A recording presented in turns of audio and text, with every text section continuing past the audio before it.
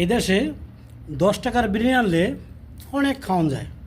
2 বেলা খাইতে পারবেন। আমি 10 টাকার বিরিয়ানি আনলে রাত্রে খাইতে পারবেন, দুপুরে খাইতে পারবেন। এই দেশের খাবারের দাম বাড়ায় না সরকার। এই দেখেন, মুরগি দিছে, দেখছেন, মুরগি দিছে, তারপরে আনাম একটা মুরগি দিয়ে দিছে, অর্ধেক অর্ধেক মুরগি দিয়ে দিছে। তা এই দেশে বেশি দাম বাড়ায় না, বুঝছেন। তা এই দেশে 10 টাকার বিরিয়ানি আনলে অনেক 2 বেলা খেতে পারবেন আপনি। আর 12 টাকার বিরিয়ানি আনলে 2 জন ভরপুর খেতে পারবেন। 12 টাকা দিয়ে আর 2 টাকা বাড়াই দিলে 12 টাকার বিরিয়ানি আনলে ভরপুর খেতে পারবেন। 2 জন অনায়াসে পেট ভরে খাওয়ান যায়।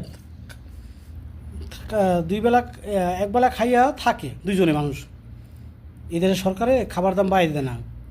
আর খাবার দাম বাড়াইলে কেস হয়ে যায়। এই জন্য খাবারের দাম বাড়িয়ে দেয় না। এই দেশে সব কিছু খাবার দাম সস্তা। আর বাংলাদেশে তো যে কোনো মুহূর্তে খাবার বাড়ার দাম বাড়া দেয়। 500 টাকার খাওয়ান যায় না,